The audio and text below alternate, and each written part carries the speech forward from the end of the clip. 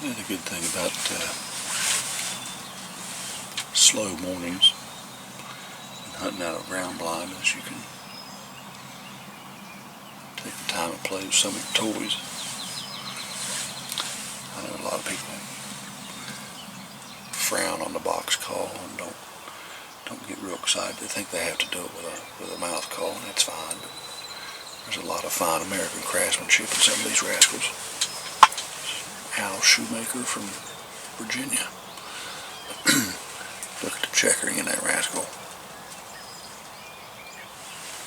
Same thing on the lid. Look at that. And you got Jackie Lee from Arkansas. Look at that rascal there. All hand checkering. You got Marlon Watkins from Ohio.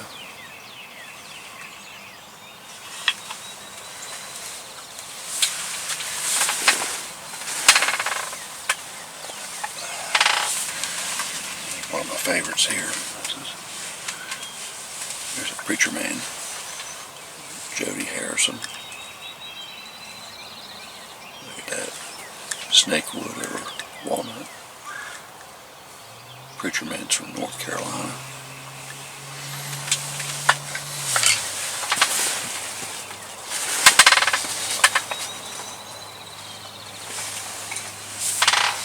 Hey, look at this jewel here. Look at that rascal. Look at that engraving with the tree on it. The engraving here on the top. See the guy leaned up against the tree there shooting into the three birds here. This is a Steve Savage from Alabama.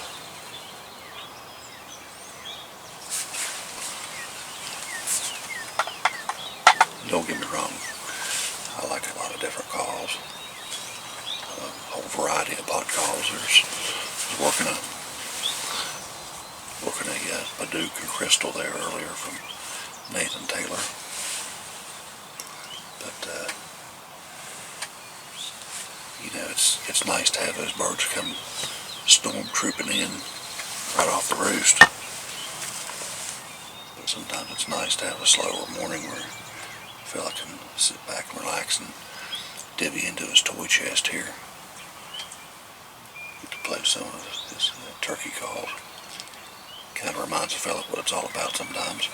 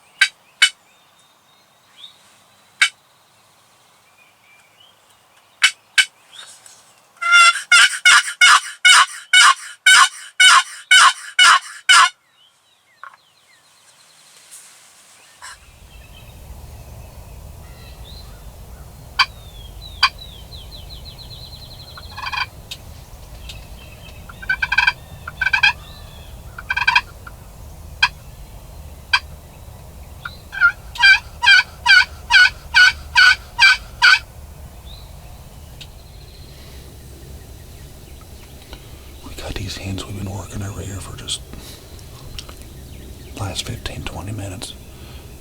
Just right over the bank. I would have to think they're going to make an appearance there any minute, but the way these birds were sounding this morning, I'm pretty sure there's at least one tom back there with them. The way that the last gobble come from back this way, I'm pretty confident there's at least one tom with these hens. It's just a matter of convincing them to show up to the party.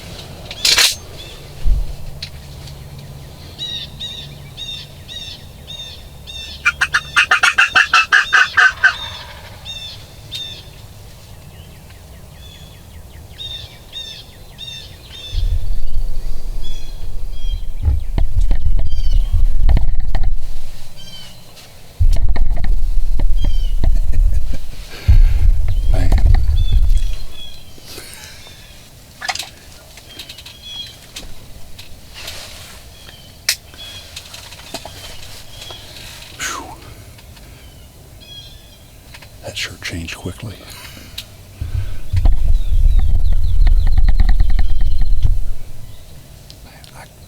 I can't begin to tell you how many toms there were there. They just come from everywhere. Absolutely just come from everywhere.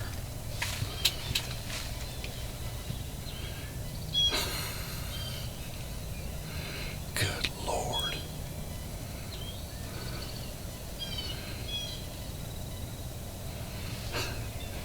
That is some neat stuff right there. Tagged out in West Virginia. And I can still see 3 of the gobblers down there at the bank. They're not scared at all.